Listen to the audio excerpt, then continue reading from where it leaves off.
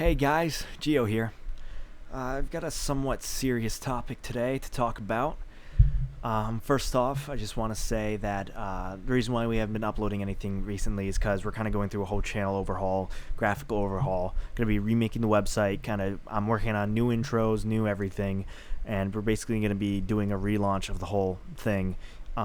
It's just me and Colin on the channel now, and we're going to be doing the best we can to produce more content, more varying types of content coming in the future, and that'll have its own special update. But now on to the topic. So as you can tell by the title, this topic is about the RWBY Volume 3 finale. And for those of you who don't know, I am a huge fan of RWBY. I was a huge fan of Rooster Teeth before this. I'd call myself a casual anime fan. And as I say this, as I have a giant poster of Edward Elric right in front of me, just staring at me like he's about to punch me in the face. So I just wanted to get that out of the way and say that I'm a fan of RWBY. I'm a fan of anime, and I know what good writing looks like. I've seen many good anime, many bad anime, many good shows, bad shows, read good books, bad books. I can see the difference. As a writer myself, I am a little jealous of Monty because Monty kind of did what I wanted to do, which basically make the first American anime. Now you can argue about Legend of Korra and Avatar: The Last Airbender, and you can argue whether or not RWBY is an anime. I'm just telling you right now, it is an anime. It's in the 3D anime genre, which is a very new genre, with Knights of Sidonia on Netflix, and you wouldn't find anybody who says Knights of Sidonia isn't an anime, except maybe some neckbeards who just can't let go of their 2D women. But I understand. I'm writing my own show similar to RWBY, and I've written a lot, and I have emotional character deaths, and I've done a lot of research into other anime and other famous series. So I've done a lot of research into writing and what is important for character development and what is important for a good story. I was lucky enough to be able to meet Monty before he died and talk about RWBY with him. I've met Miles before at PAX East a couple of times, and he's a really nice guy, and I think he is definitely somebody worth trusting RWBY to. But there's a big problem which needs to be addressed. And unfortunately, a year ago, we did lose Monty, and now RWBY is left in the hands of Miles and Carrie. And this last volume definitely had something off about it.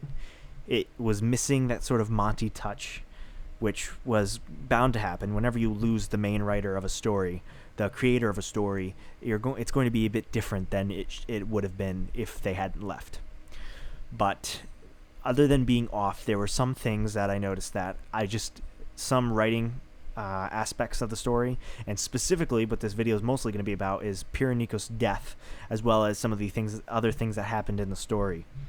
So this is going to be just me going over why I think that it was poorly written, and I think that either this wasn't, if Monty did want this to happen, if this was what's supposed to happen, I don't think it was done the way he would have wanted it to be. If it was how he wanted it to be, I think that this might have been a problem with how he envisioned this character being, how it actually ended up being in the eyes of the fans, and how it was in the story. Or if this is just another twist, which I'm going to go on, because I know there's a lot of people who are saying, yes, she's dead, and I know it's 99.9% positive that she's dead and she's not coming back. But, again, being somebody who's written a lot of my own stuff, I'm going to explain how this could affect, how this might not be a total bad thing, how more likely than not Pyra's death was something that was not about Pyra, but about the other characters, which honestly is a disservice to her because of how the character ended up being, and not so much how I think she was supposed to be. And I'd also like to explain why this could not be, how it should have been, how it could have been, and how it might be. It basically just to go over all the kind of inconsistencies and all the talking points that I'd like to go over. So first off, I want to talk about foreshadowing the death. Now, earlier in the volume, I did not watch it all at once. I watched up to episode 6, and then when the finale came out, I binged 7 to 12 and watched the rest of it. So, first off, I want to talk about foreshadowing. I felt something was off. I felt something was off when we started getting into the show. Something about the writing, something about the plot development, it was a little off to me, which I think a lot of fans of the show noticed. But one thing that really fell off with me was when Pyrrha was brought down to the vault to see Amber.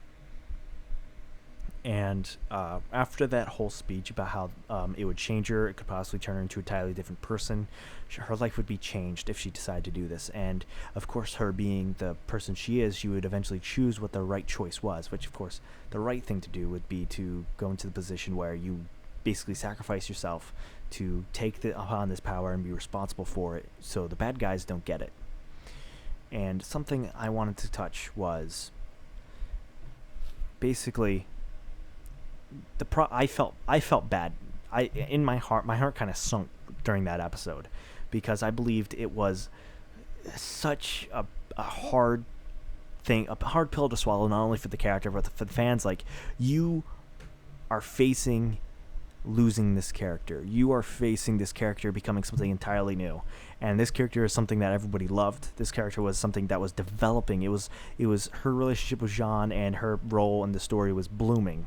It was becoming a bigger and bigger issue.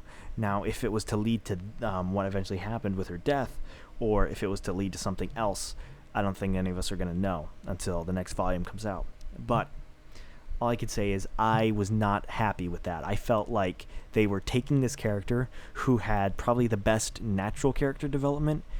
I guess natural isn't the right way because, again, like Tenuous Theories and Tenuous Theories videos, he said, a lot of her character development happened through telling, not as much through showing. And I agree. A lot of her character, about her being super strong and like one of the best fighters, did kind of just happen. They just kind of made it a thing rather than having it happen. And that said, I still think that even with such a rushed kind of cruddy character development, she still had some of the best character development. And I think that meant that she had such a great character that it was an injustice to just throw away that character and make her into something new. Now, I thought what they did was right.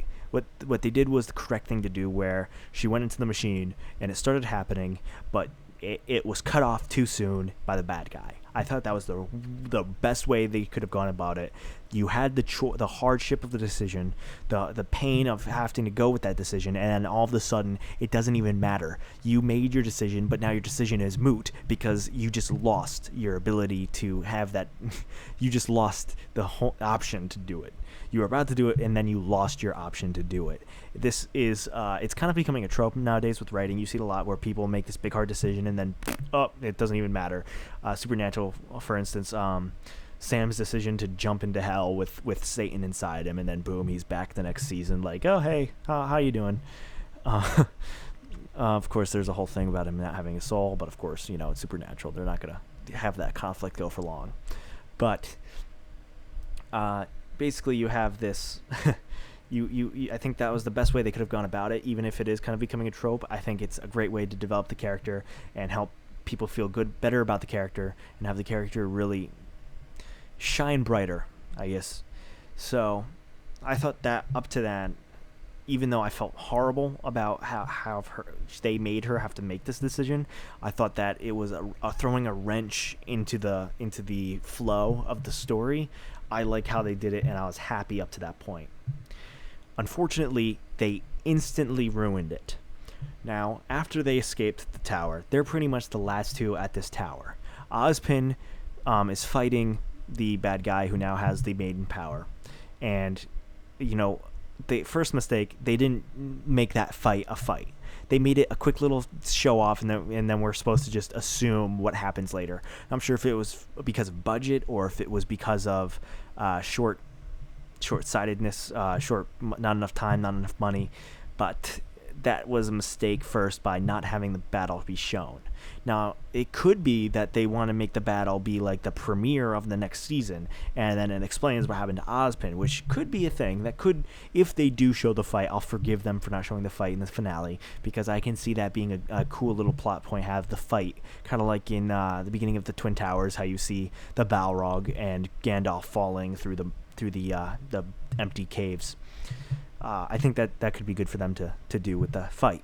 But if they don't, come on, guys, you're cheaping us out by not showing the fight and not letting us know what happened to Ozpin. And, of course, Ozpin's disappearance is, of course, a major plot point in the finale. But, okay, so here's where we're at. Jean and Pyrrha are the only ones at this tower. Everyone else is either dead or gone. There are Grimm crawling all over the place.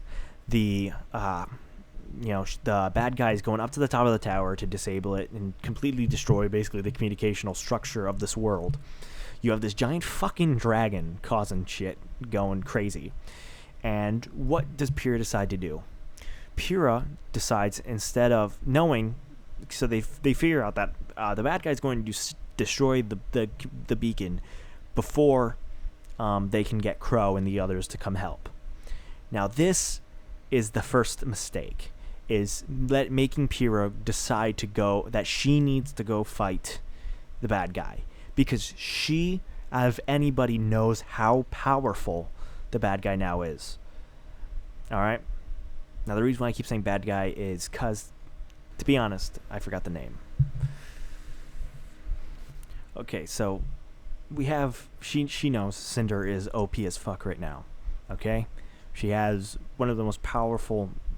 Basically the most powerful power you can get, as we know, so far in the kind of RWBY universe. She has the most powerful power. And she's on her way to the top. And out of anybody, Pyrrha knows that she cannot win. The fucking principal of her school, the most powerful hunter-huntress school in the world, just lost in a fight in, like, what was it, 3-4 minutes? Okay? So we have this character just lost the fight. And Pyrrha knows that she cannot defeat Cinder, let alone the giant fucking dragon and the hordes of Grimm attacking the beacon. So, what does she do? She shoves Jean into a weapon recovery device after kissing him and sending him to a safe distance so she could go fight Cinder. Now, if she somehow had a possibility of winning, if there was any chance that she could have won, I would respect that. If she believed that there was an inkling that she could win, I would respect that. But there isn't. There's not even an inkling.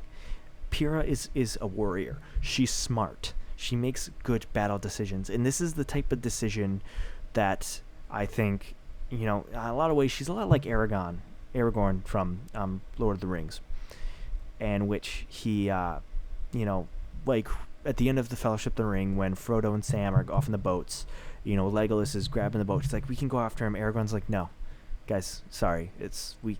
They have to go their own way. We have to go our own way. We get more orcs to kill, and we're going on a different path. This is not, that's the main job, but that's not what our destiny is. And I feel like Pyrrha would have made that decision. She would have been like, listen, the beacon is important, and we, the main goal is to protect it, but that's not what we're supposed to do right now. That is not what our job is. So basically, Pyrrha makes a completely ridiculous decision to go fight Cinder in her OP form. And that's a mistake, because she knows that she can't win, and the only time it is acceptable for a character to fight a battle they can't win is if it's in order to protect someone else.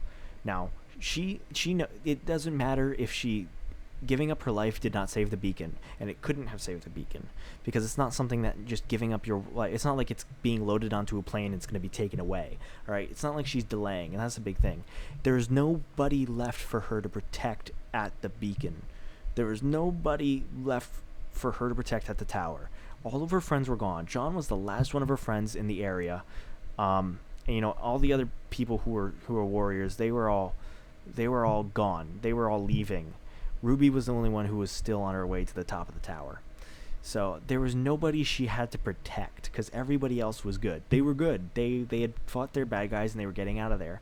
And Ruby was going to Ruby. The only reason why Ruby was going up to the top of the tower was because Pyrrha. John told everybody that Pyrrha went to the top of the tower.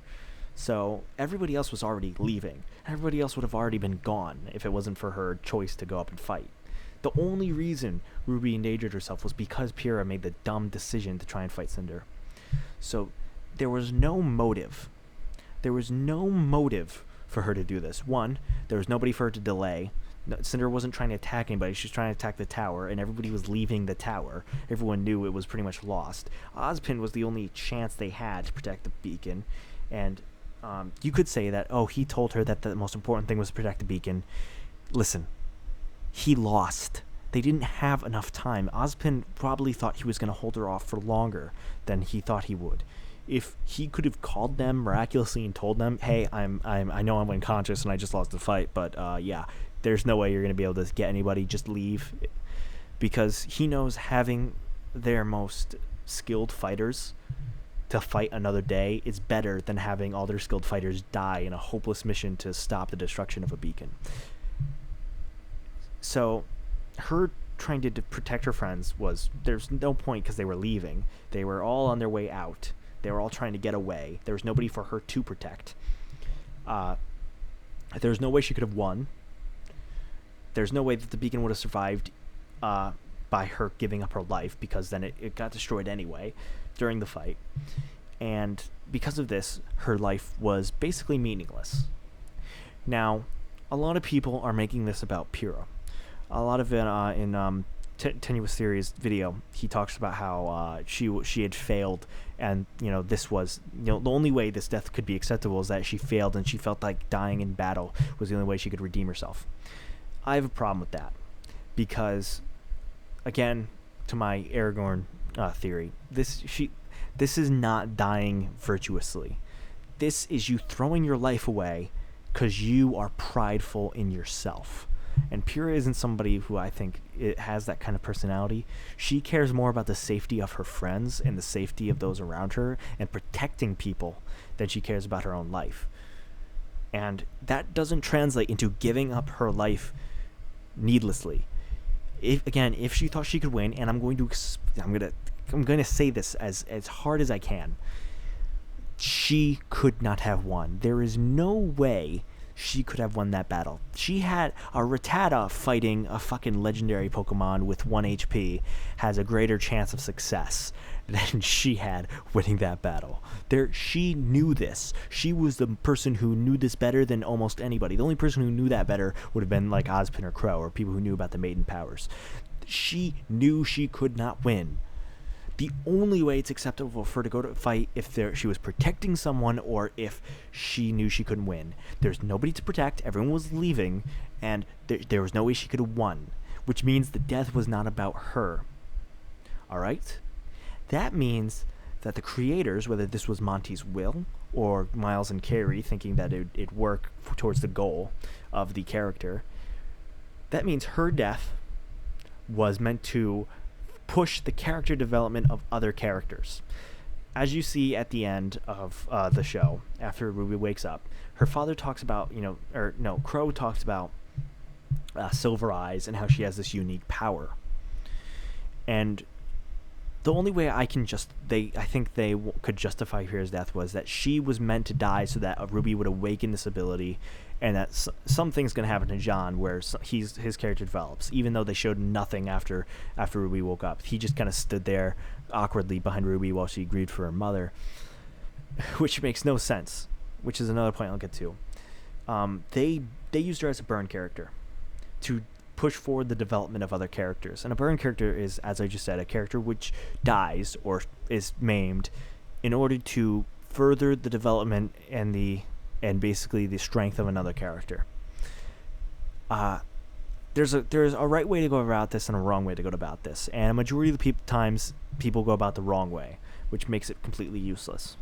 The right way to go about this is, the best example I can give is Maze Hughes from Full Metal Alchemist. He was a kind character. He was friends with pretty much everybody in the show, and his death is arguably the saddest death in anime history. But he kind of has to compete with Pyrrha now. The thing is, his death was possibly the most meaningful death in that entire show, because the reason he died was he uncovered the conspiracy that was the foundation of all the major conflicts in the show. And him dying led to the other characters picking up where he left off and discovering what he was trying to figure out, why he died, why he was killed. And they discovered the conspiracy, and they were able to, at the end, after a big battle and lots of losses, they were able to win. The good guys won, and it was all thanks to his death and him, trying to shed the light. Even though he wasn't able to get his message off, which unfortunately happened when he died, he was unable to get the message off to his friends, unfortunately, which caused it to drag on. His death led to them finding out and led to them solving the mystery. And because of that, his death, although extremely sad and extremely emotional, it was so meaningful. And that is the right way to use a character to push forward the development. Not only the development of the story, but the development of the characters. You see all of the characters who were touched by him develop. Edward and Al, Roy Mustang, Riza Hawkeye, all of the characters were pushed forward in development because of his death, as well as the story. However, Pyrrha's death in RWBY if it pushes forward anybody's development, that's simply because she was such a powerful character.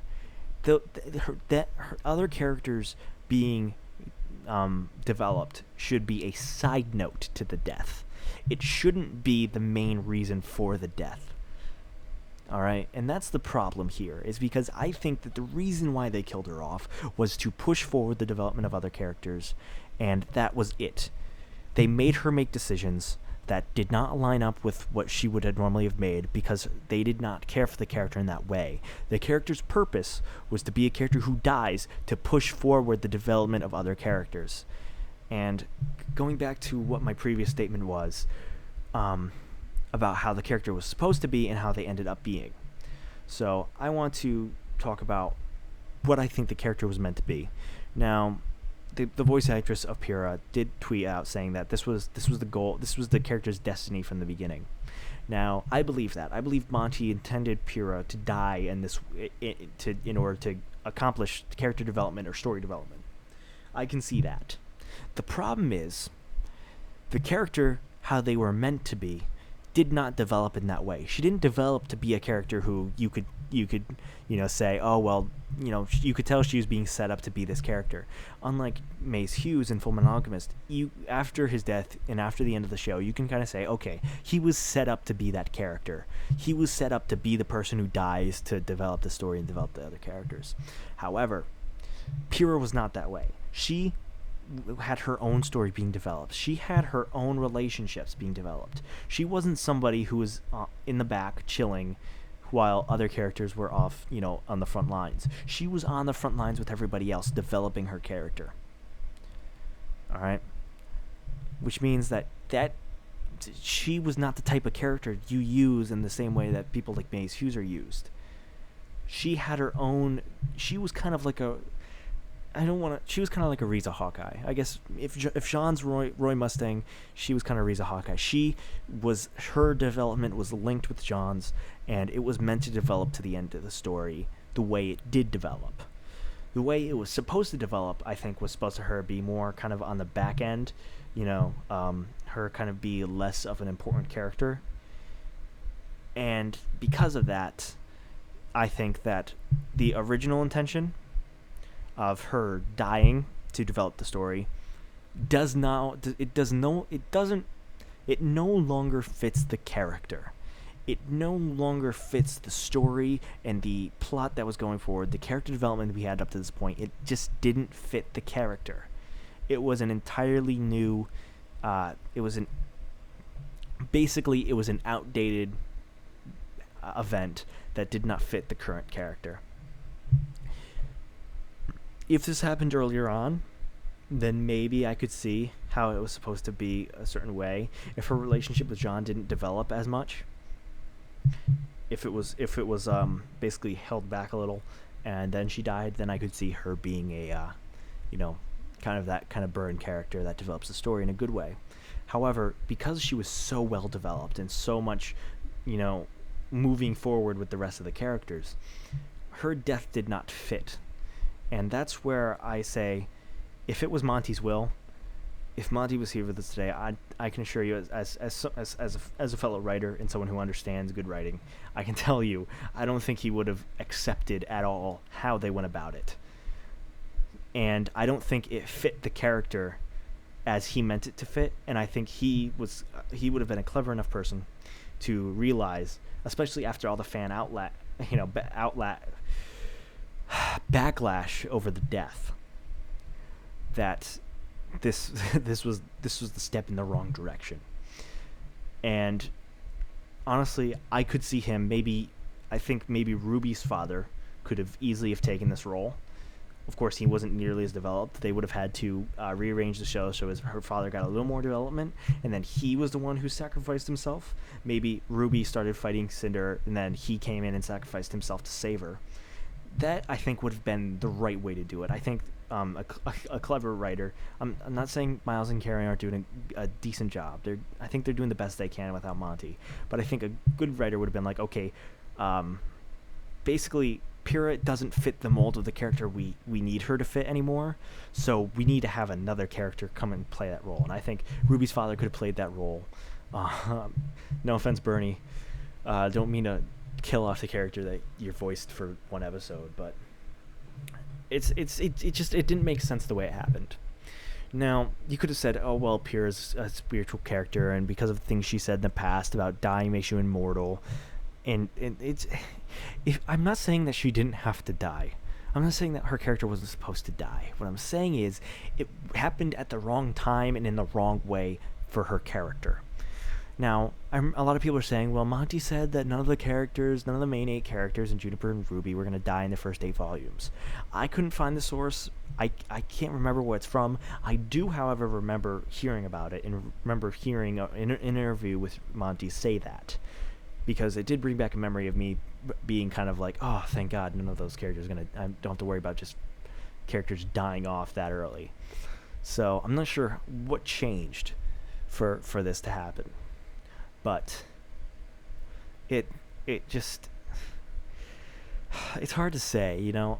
I wasn't the biggest Pyrrha fan, but it hurts. It hurts on the inside to see this happen. Because it's such, you know, as Tenuous Theory said, it's such a disservice to the character. It was such a waste. It's like, I guess it's kind of like in Dragon Ball GT when they killed off Piccolo. They didn't give Piccolo the glory he deserved earlier in the series, in GT, not Dragon Ball. And then the only reason that they had him come in and be important was so they could kill him off and have an important character death. And that was ridiculous. That was probably the stupidest decision, one of the stupidest decisions they made in Dragon Ball GT. And because of that, I think they kind of did the same thing here in Ruby, where they didn't develop the character in the way they were supposed to in order for her death to be this meaningful, in the good way.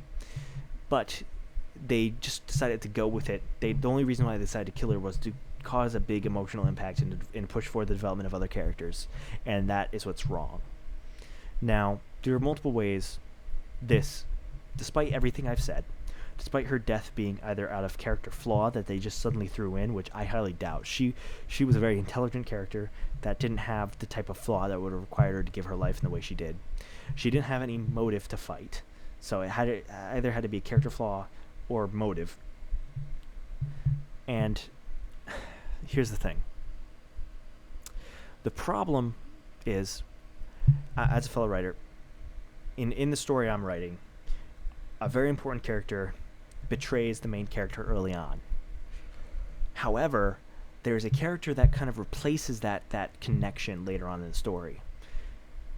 Basically, somebody there that the character who basically the love interest who turns bad ends up being an enemy, and then later on another character comes in and ends up being a love interest. So, and then you kind of when you look back at it, you can kind of see, okay, that first character, although it was sad when it happened, was meant to be the catalyst that led to this other character's introduction. So I can see in the future another character being introduced to kind of take the place of Pyrrha and kind of show Jean that, even though you lost one friend, you will meet other people and you will be able to make connections with other people. It'll still hurt. You'll still feel the scar of losing your friend, but it's not the end of the world, and you know that they would have wanted you to keep going. So I can see how they can turn it around that way. Not so much that I want them to, but I can see them doing it that way.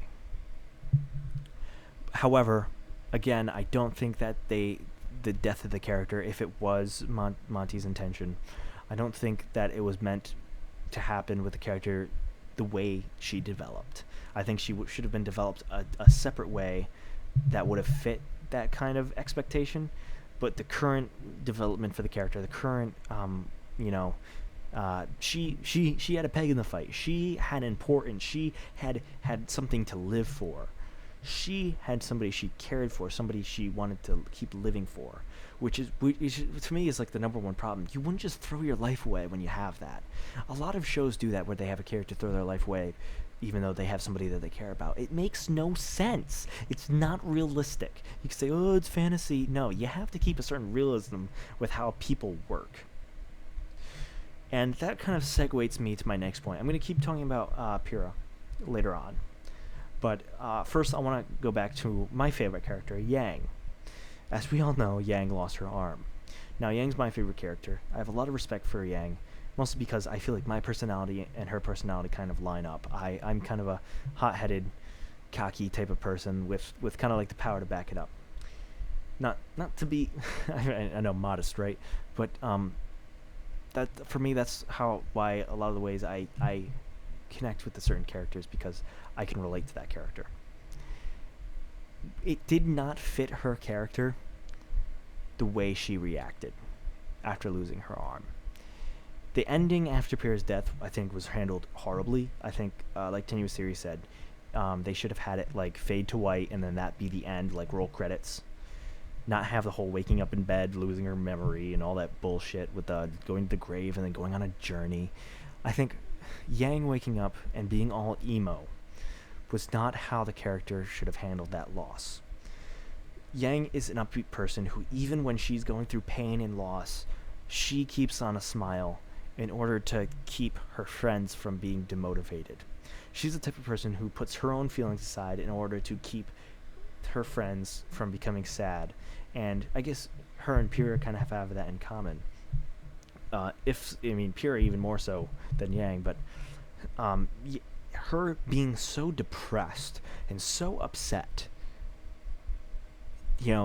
and so distraught and so emotionless and emo, basically, at the ending, did not fit that character. And that's another piece that I think, okay, if it was just Pyrrha's death, then maybe there's something more. But at this point, I think it's just straight bad storytelling. At this point, you're just having the characters act a certain way, I think based on how they would feel and not how much the character would feel. And let me explain. I think Miles and Carrie are writing the story, and they're having characters react in certain ways, thinking, well, how would I react if I was in their situation? And then having the characters react that way, rather than having the characters react in how they would react according to their personality. Because people make this mistake all the time by thinking how they would react is how everybody would react, which is not true. Everyone reacts in situations in a different way. Some might be similar, but everyone reacts to things in a different way. Something is different. Not everybody's the same. Yang is not the type of person who would take losing her arm lying down. She's mad at Blake for running, but I don't think that's what she should be focusing on. I think what she should be focusing on is getting out of the bed, training, getting a prosthetic arm or something, getting something so that she can get out of her bed and help her friends. Because that's the type of character she is. She's not the type of character to sit in her bed and be all depressed and emotional because her best friend ran off and she lost her arm. No, she's the type of person who's like, alright, just give me a new fucking arm. I got shit to do. I got a friend to chase after. I've got bad guys to fuck up. Two of my friends are dead. One of them ran off. People need to taste some fucking shotgun shell to the face. All right, that's the type of character she is. She's kind of hot-headed, cocky, and she's not somebody who takes losing sitting down. You remember her seeing her face when she was told she was kicked out of the tournament? She was pretty freaking pissed. She was sad, but she was pissed at the same time. And that's why I think these characters are not acting the way they should. These characters are not behaving in the way they were written to behave. Yag is not somebody who's going to be emo sitting in a bed because she lost her arm, especially in a world where they have super kick-ass prosthetics. You know, Pyrrha is not the type of person who's going to go on a suicide mission for no motive and no reason to do so. Alright? That was written in because they wanted her death to mean something to other people, which I think is pointless and, as I said earlier, outdated way of thinking. Alright? So, to go over it, to sum up what we've talked about so far, she basically was a burn character to support other characters. Why? Because she had no motive to fight, to go into that fight, because she knew she couldn't win, and she had no motive because she had nobody she needed to protect. The only person she had to protect was in a capsule flying towards the safe area. Well, kind of safe. This town was pretty fucked up. So basically no motive, and basically used to add to the whole melancholy feel they were going for at the end of the show. They used her death to affect other characters rather than have her be her own independent character making decisions for her own independent reasons. And that's why I believe that this was not how it should have been happened. And again, I put forward reasons why it could have been the reason why that happened. How I explained how Jean could meet another character who kind of takes its place, and there's some lesson to be taught in it. But I don't think that's what the purpose of the character was. I don't think that's what Monty had envisioned for this character. So I think it was, if that was the original purpose. Again, I have a lot of respect for Monty. I think he was a great animator, a great storyteller. But I think if he was here, I don't think he would have made that same decision. And if he did, I think I would have straight up think he was wrong. If he would have made the same decision, I would have said he was wrong. I think them going about her death in this way, again, is a disservice to the character and is not good storytelling. Not that, and as I explained, how killing a character can be good storytelling in the case of Maes Hughes, but they did not do it in the way that would have made it a good death. All right. Now you could say, I know Tinius said about Boromir. Boromir was a character who, he was a jerk, but at the end he redeemed himself and realized, you know what, I need to do the right thing. So maybe if it was that jerk from Volume 2 who was like messing with John, maybe if it was him who sacrificed himself, I don't know, he kind of dropped off the face of the planet after the whole issue with John was resolved. Or maybe if it was like Neptune, who was kind of a jerk, but he realized he should have done the right thing. If it was one of those characters, I could understand. I actually, now thinking about it, I think Neptune probably would have been a much better fit for this role of dying, because he had some character development, but he wasn't kind of on the front lines. He wasn't part of the main two teams. So he was a friend to everybody, and it would have affected them. And I think that would have been, I guess in a way, he's kind of what I think Pyrrha was supposed to be. So I think that either Rooster Teeth needs to get their brains rolling and figure out how they're going to fix this in the next season. Whether they have her come back as a spirit, all Obi-Wan Kenobi style. I wouldn't be too upset if she came back in like a spirit form, and she was able to communicate with the characters, and it's like, oh, she's here, she's kind of dead. Like she can talk to characters and have conversations with them, but she can't straight up come in and help them. She's kind of like a mentor from the other side. I can see that happening. Another way I can see it happening is if they have her come back in a certain way, where I know a big theory is that she was teleported and brought to Salem. I think having her being controlled by Salem and basically being used would be a good way to bring her back. However, I can see them using that as an excuse to kill her off again. Maybe have Jean kill her because she's brainwashed. I think if they bring her back, they need to bring her back and have her come back full force. They need to have her, like, not just come back to die again, but to come back and maybe have her, like, as a prisoner and have the whole story, have a whole volume dedicated to saving her.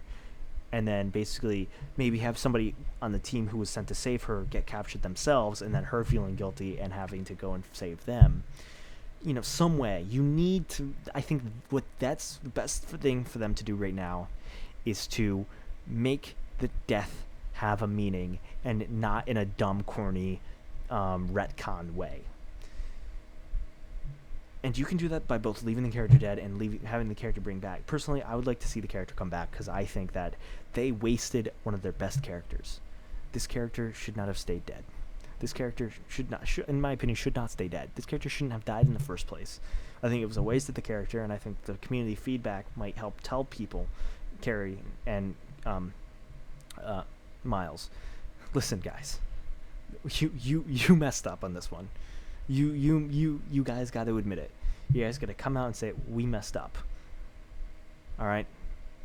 Now, the only way I can forgive you guys if you don't say that is, again, as I said, if it proved to have a much deeper meaning. And when I say deeper meaning, I don't mean what you guys think is a deeper meaning. I mean something that somebody who, like a world-renowned writer with respect for characters' lives can say, yes, this is a reasonable meaning. Like professional, critics could say, this is a meaningful death. This had an important impact on the story that was meaningful, other than unlocking freaking Ruby's Super Saiyan powers or making Jean stronger. All right, so you got two options: apologize and then find a clever way to bring the character back, which is, I think, your best option, your easiest option, or find some miraculous way to make her death mean more than it did, either through flashbacks, or have her death have crippled the character, have her death have made the enemy weaker in some way, so that her death actually did benefit everybody. But it has to have a meaning. And bringing back a dead character isn't always a bad thing. Take it, for example, let's look at Dragon Ball Z. In the Cell arc, Gohan gets ahead of himself and thinks that he can beat Cell. But first he wants to punish him, and Cell ends up blowing himself up. And Goku has to sacrifice himself to save everybody, and Goku ends up dying.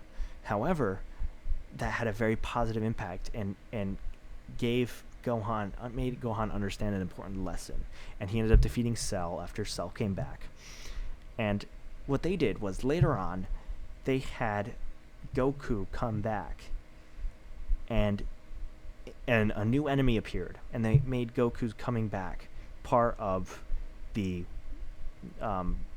part of the people. Him coming back was to fight the enemy, and one of the benefits of him coming back was he came back to life and he could stay with his family now. Now here's what I'm saying: what you guys did with Yang's mother was very clever. I'm not so happy with how you guys handled it in season 3, how Yang saw her mother and then blacked out and then remember seeing her. I think what you guys should have had an episode dedicated to what happened, like maybe Yang and her mother like fighting, and then after fighting off the bad guys, Yang's mother disappears. I think what you should do is something similar with Pyrrha, where John or somebody is in trouble, they're fighting a bad guy, then out of nowhere Pyrrha comes in to save the day, and everyone's like, okay, what the fuck, we thought you were dead. That's a good way where you can bring the character back, and then that opens so many doors for you to bring that character back. All right? So what you need to do is you need to make a decision. Are they going to take my advice and make a clever way to bring the character back in a way that isn't corny and isn't just to die again, or make some huge, meaningful reason for why she died in the first place, whether to cripple an enemy or to come back as like a spirit guide like Obi-Wan Kenobi. You need to do that. If you do not, if you just leave it as it is, it's just straight up bad storytelling, and it's not really forgivable. I'm not sure if I or many other fans could say that they'd continue watching if this is how you guys are going to treat the characters in the story, because a lot of people underestimate just how much fans care and invest in characters. Alright, so that's pretty much all I have to say about that. We're reaching about 45 minutes here. So I think I've ranted long enough. So, one more recap. She had no motive. Her death was, I think, pretty obviously meant to be something to develop other characters of the story, which I think was not how it should have been meant for her character. Her character was a much more developed character and wasn't someone you just write off.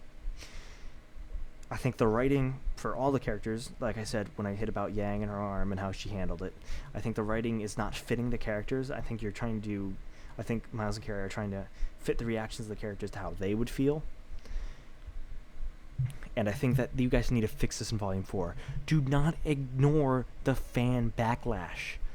Good shows take the fans' opinion to heart and change the show so that you can still have the message and the motive be clear, but still make the fans happy and glad they watched it. And like I said, you don't have to bring her back. You just gotta make it meaningful. There's something else I had to say. What was it?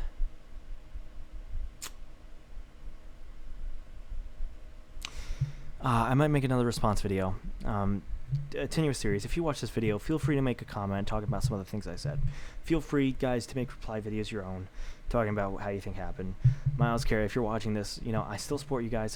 I still have high hopes for Ruby in the future, and I'm still a fan of Rooster Teeth. I'm not gonna, attack you the next time I see you over this. It is just a work of fiction after all. And not to undermine the importance and the emotions that go behind it, but please, come on, guys. You went a little overboard with this. You went, and if your goal was to go overboard, you did it in the wrong way. Okay, so basically that's what I had to say about that. And again, if you're new to the channel, I'll be having cosplay tutorials, more gameplay, more fun geeky shit like that coming up in the future. So make sure to subscribe and watch and like our videos. Support us. Right now, last time I checked, I had 14 subscribers, so we could use all the help we can get. And look forward to future videos talking about Ruby, especially when Volume 4 comes out, and I'll probably do a fan theory video about what we could expect in Volume 4. So, it's been fun talking to you guys. This is Gio, signing off.